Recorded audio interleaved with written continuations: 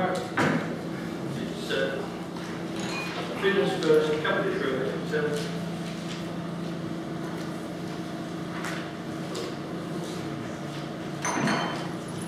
Thank you, Chair. This is an outline planning application for the demolition of the existing building on site and its redevelopment of 29 houses, associated access, roadway and parking. Since the report was written, we have had a number of other representations put in. We've had one letter of support. The main points made in that letter, basically through demolition it will stop the deterioration of the building, the vandalism, art and trespassing, etc.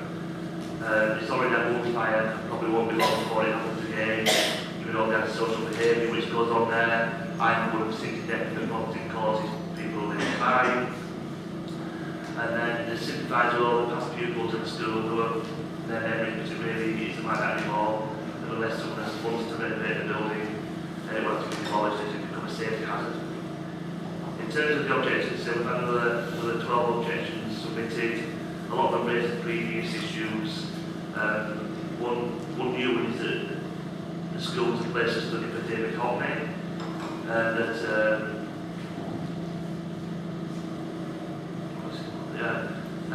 must we remember every historical building using our imagination only, the building will in the future yield interest from the artist fans.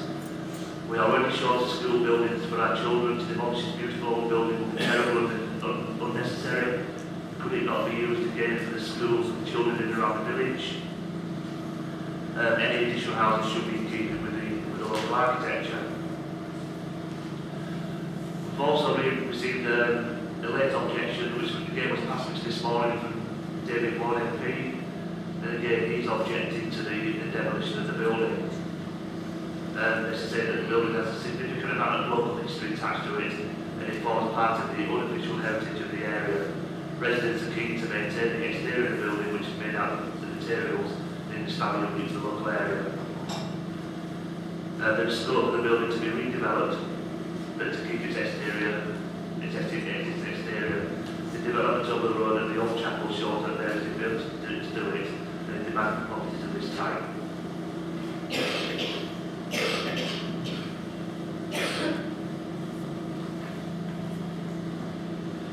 As I said, the application is in outline form, but details of everything except the access have been submitted for consideration. Everything except the landscaping have been submitted for consideration at this stage.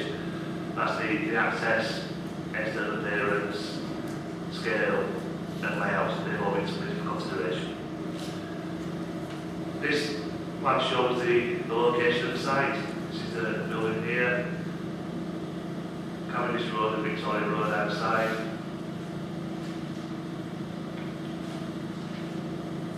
This is a view of the front of the building and its relationship to the adjacent dwellings on Victoria Road. A view to take a bit further south, again with the relationship to the adjacent buildings. This is a view of the front elevation of the building. Here's another view of the building. A closer view. I'll point out at this stage that the building is neither listed or in a conservation area, but as you can see it is of a distinct architectural form. Again, just more slides of the side elevation of the building. This is a more modern extension that has been added onto the building, which as you can see is totally out of keeping with the character of the original building. A view back towards Victoria Road. This is the car park adjacent to the side elevation of the building. This is the view of Cavendish Road, with the access to the site and possibly where that car's parked. Again, a view up towards the building with the, I'll call it a monstrosity.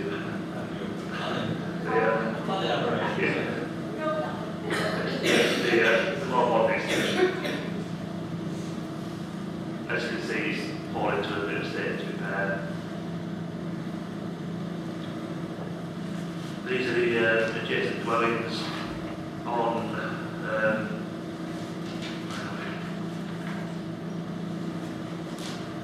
Deanery Gardens that overlook the site. That's a view back towards the dwellings on Victoria Road that are adjacent to the corner of the site. And then another view of the other side of the building.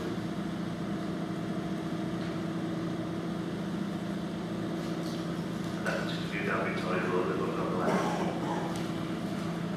This is the splitted layout of the site, with the main access on Cavendish Road.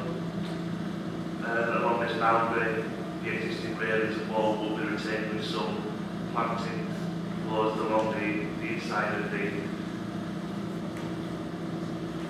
boundary treatment. Concern was raised by the West Yorkshire Police over this boundary in terms of they wanted a 6 metre high solid timber fence along that boundary to protect the gardens, but that was not considered the acceptable in terms of visual impact on the street scene.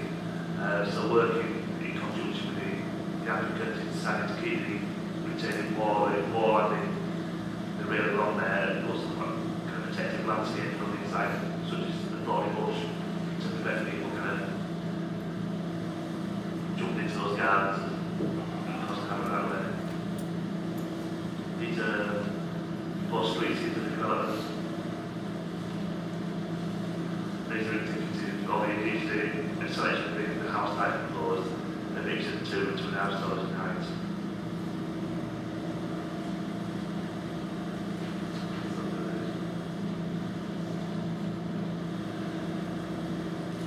So the main objection to the application was the loss of the actual building itself. The objector basically would like to see the building retained and reused in its current form. As part of the application supporting information, a document has been submitted by the applicant basically saying they've looked at marketing the site and have had no particular interest in terms of buying the site and reusing the building. All the interest they have is to buy the site, demolish the building, and then build something from scratch. In terms of reusing the building itself, it is an old building. These old buildings aren't always suitable to be kind of converted for modern day use because of the internal arrangement, the ceiling heights, etc. And when you look at how much spare land there is on the site, you've got the building here, you've got a lot of kind of land surrounding the site, basically only used for parking. The economics get into it that yes, you can convert the building, but you've got so much spare land that it's just not economically viable to do it. But in the report itself, it does expand on these issues in more detail. As part of the consultation process, social contributions have been requested in terms of recreation, which we're looking at just over 21,000, education just over 121,000, and then affordable housing at 15% of the total number of units. The applicant has agreed to pay the full level of contribution. And so that has been secured by the Section 106 legal agreement. And again, we're looking to get that signed and sealed by the 31st of March. In terms of the conditions, there are a couple of further conditions that need to be added to those in the list.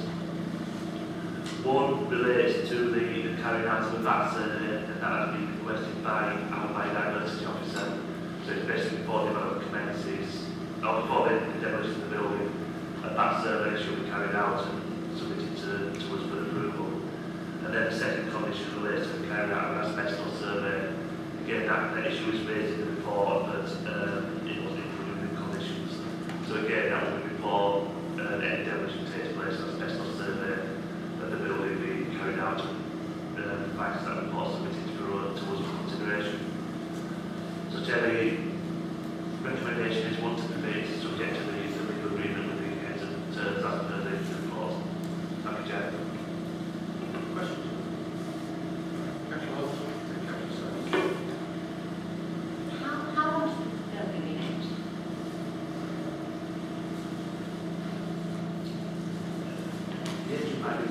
that out to see this in the report.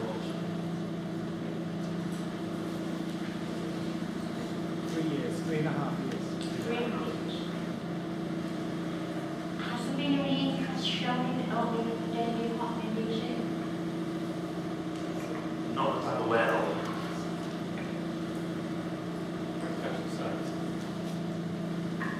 Yeah, would it be possible to, under condition 12, it's on about materials, and it just says samples of wood. Would it be better, could we specify the material better, as in line with something that I've read earlier, which says, I think in the conservation, that we should be using materials which more suits the look of the previous building in terms of the roof and the materials there doesn't specify that, but earlier in the report it was mentioned. I mean, in terms of materials, we're not really going to get samples, so we do ensure that we can blend in with what's around, but in this case you've got both natural and artificial stone in the area. So if you wanted natural stone on there, you could be more specific. I'll find it, but the first I know, yeah, you could be more specific in the if you could drop that what it says in the report into the condition of material, Yeah. I think that would. So you could say, be more specific, say that natural stone, for example. But again, it doesn't have to be economics. If you want some natural stone throughout the site, it can be very expensive. Use the stone out there, Yeah, it's a good look at you, really, that's not good. then you could write on it under the cell. Now, first,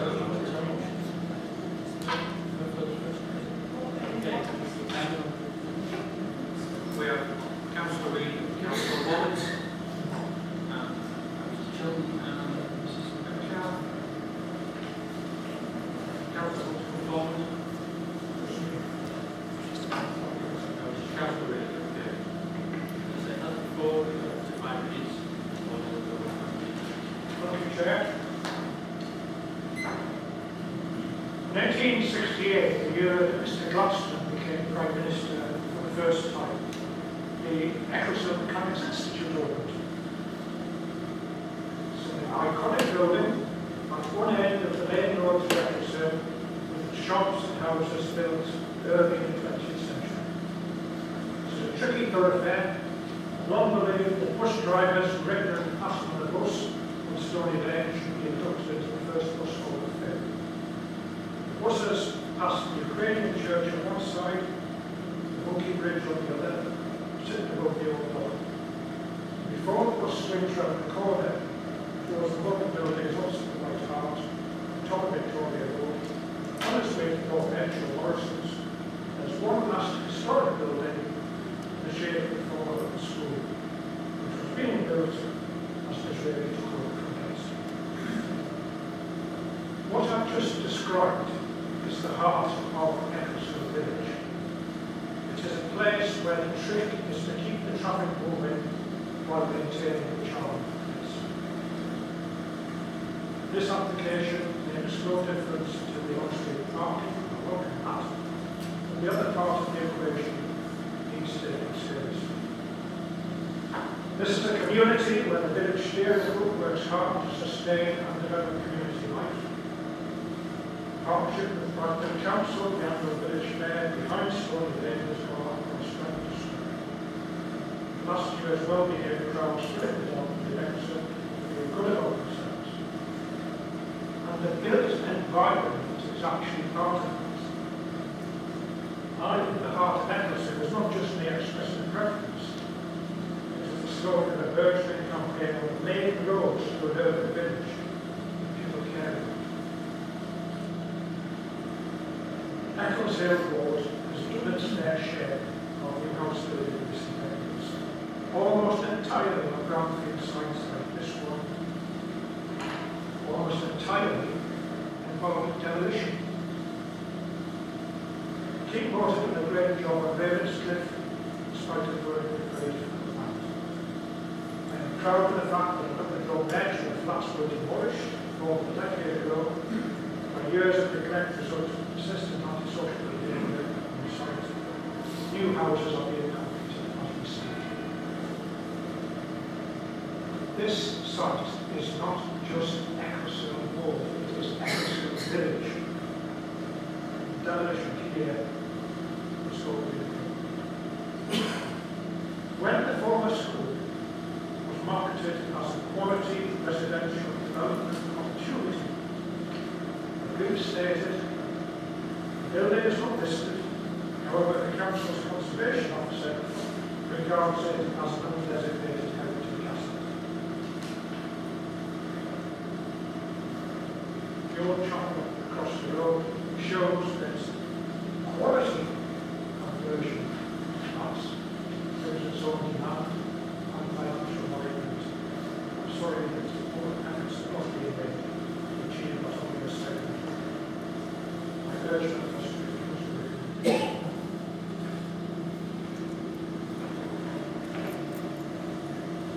Mr. Johnson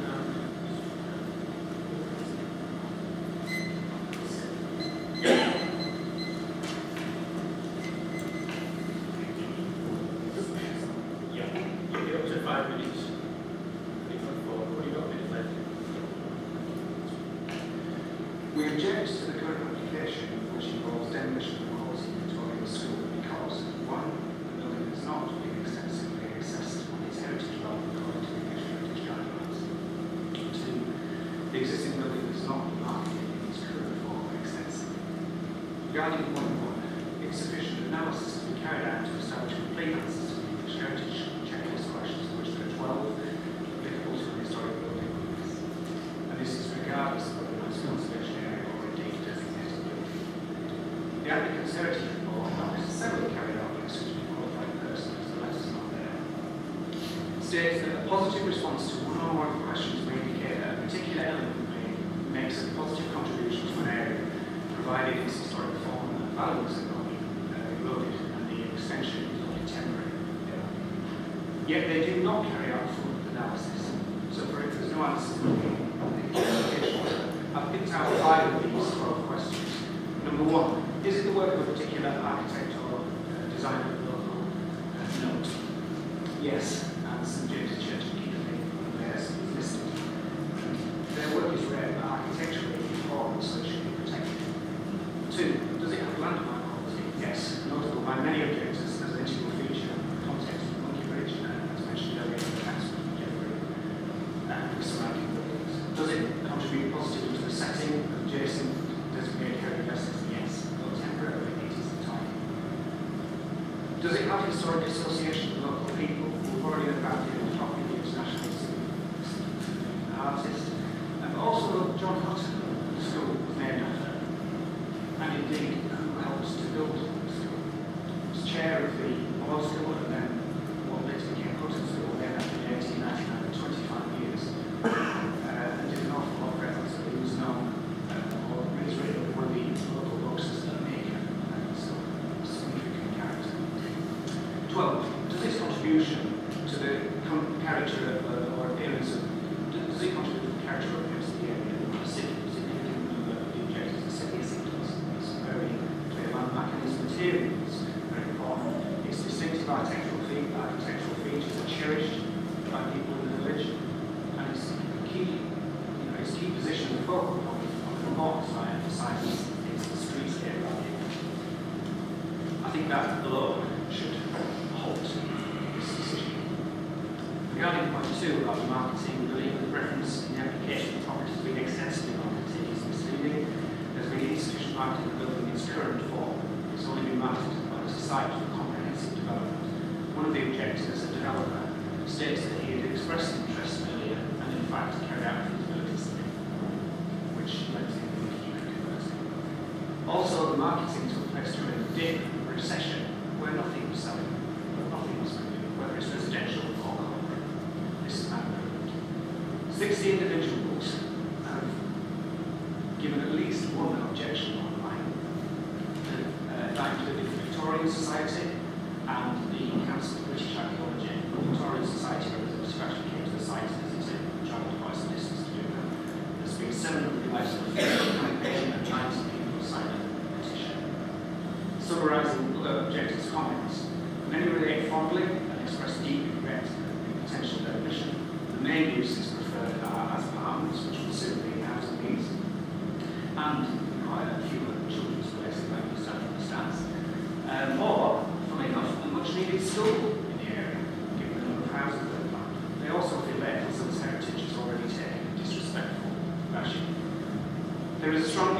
new houses and characteristics compared to the potential to develop the site, keeping it intact with complementary buildings and dwellings around it. We probably wouldn't have to reduce it. We've got to take care of this heritage. My own personal views are we're custodians of these buildings. I live in the house actually that the hotel was built, so I felt a pretty undeniable urge to do something about this. The Huttons were quite typical of their time, a very philanthropic bunch, a bit like Styles sort. They gave a hell of a lot back to the community, and we must not be flippant and dismissing the significance of this building or others like it, or the areas which it is. So to conclude, we believe the application should be rejected and an opportunity given for the building's importance to be properly analysed and marketed for sustainable use or developed for sustainable use whilst retaining those features of such great value to this community. Thank you.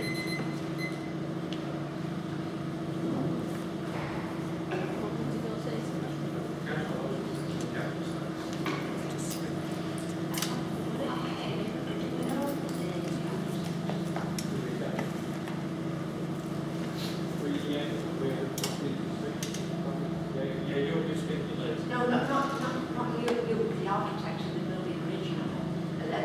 The architect of the Hutton School. It was W.J.B. Barker. Was that your question? Who are the architects? How many, if it was to be converted into apartments, what's the potential number?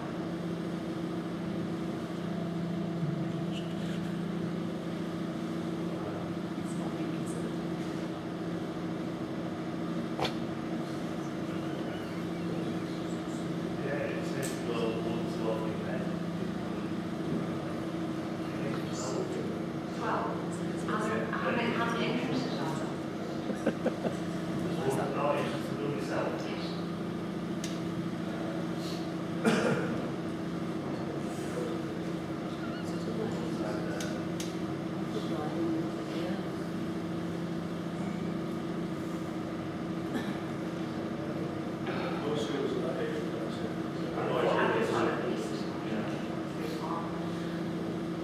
The surrounding land around the school, is there any potential to put a couple of houses, 2 or 3 houses? The only problem is getting separation distances. If you look at the where you've got your car park down this side, you need a 17-metre separation distance between. Yeah, it struggles to get anything on the side. You've been looking purely at the building itself to convert.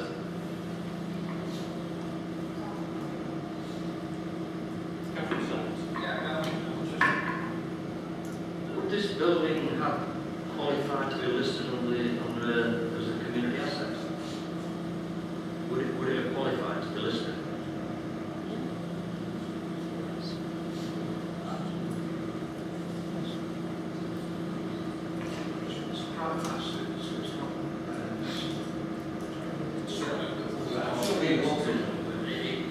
Somebody could have had some representation to list this as a community asset. But it's not in his community use. Oh, okay. I just wondered. Can I just ask, when was the last time the school was used as a school? And how many students were at the school?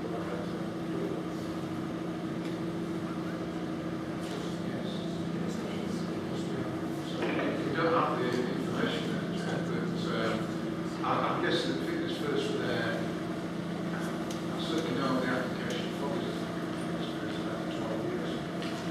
So before that, was More than 10 years. in terms of the size of the school, you might be looking at what, 100 kids, 120 kids,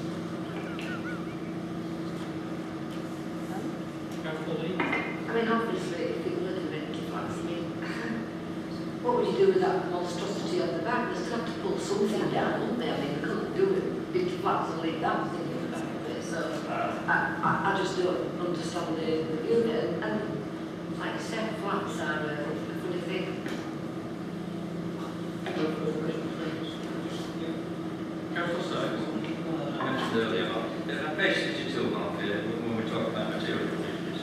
price of building on this, blah, blah, blah.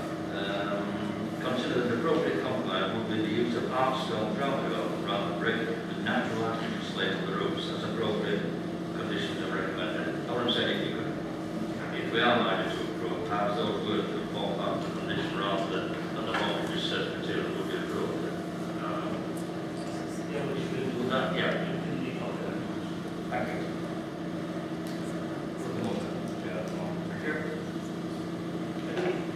We now have Mr. Hall, the agent, forward. So you go to 5 minutes. We'll go on your office.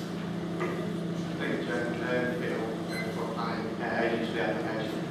I don't want to add much to the office before the address all the planning matters provided a sound planning judgment. You've already heard that the scheme satisfies all technical considerations and all the relevant UDP policies. The FD gets clear that applications that are in accordance with the development plan should be approved without delay. I would though like to respond to the concerns regarding the demolition of the existing building, but it is important to highlight the planning benefits of this scheme. Firstly, importantly, the contribution to housing on supply.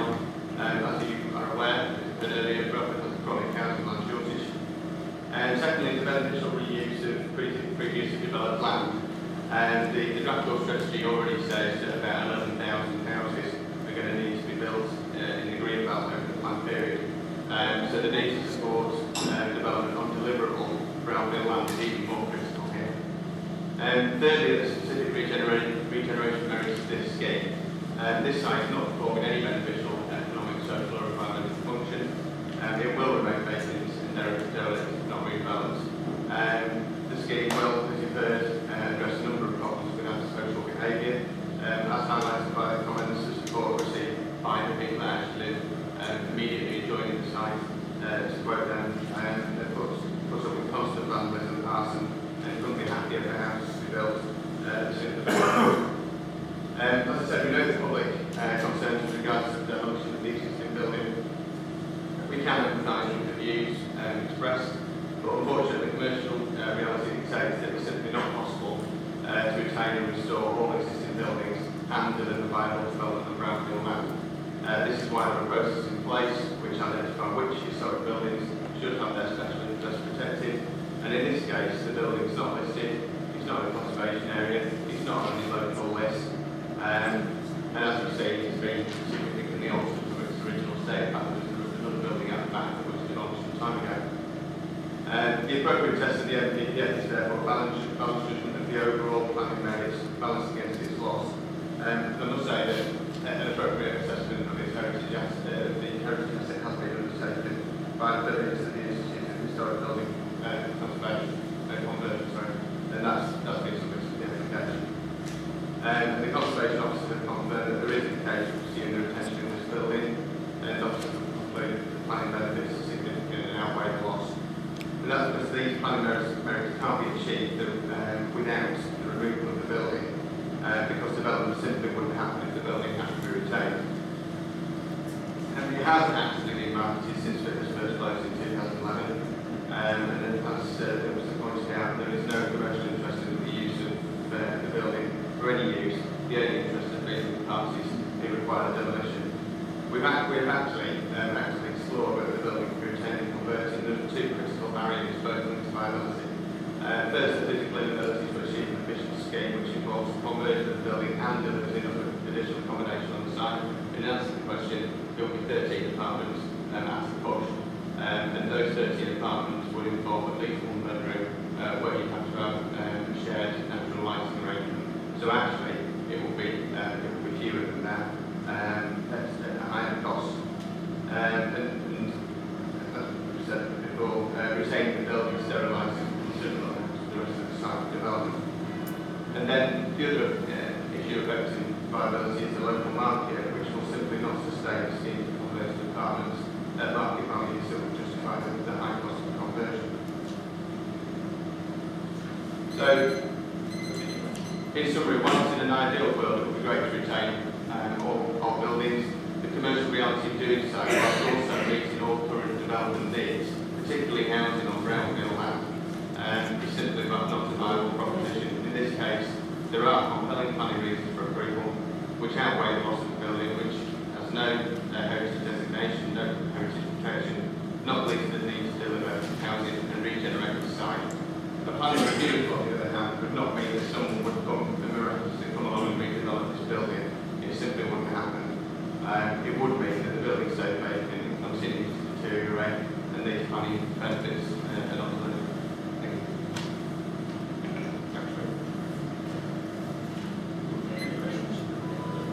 Yeah.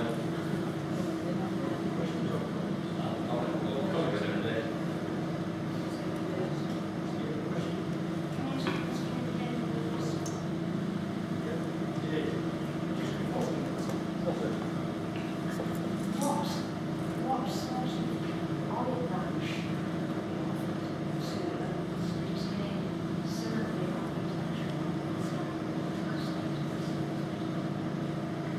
I mean, there are other abilities to design the buildings. For example, there's already a condition on there that relates to setting the windows back by a certain distance to reflect the window details of the existing building. There's also a condition looking at materials. I don't know what you said about materials.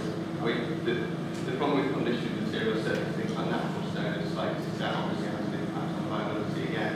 Natural stone and slate is very expensive. Knock it down, so you I appreciate it, but there is a recommended condition on which says that the appropriate materials should be discussed with and agreed with the health system. We agree with that. what about the fact that it was named on the school? There's another condition on there that requires a scheme of architectural recording of the building. So the building would have to be recorded. But like I say, it has been assessed in terms of its heritage significance, and against the test against which you would list the building, it doesn't pass those tests. So there is no list that says the building.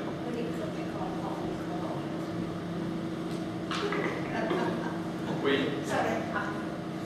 I would delegate the naming of the school to my client or the house builder and everything building, but that's something that government says.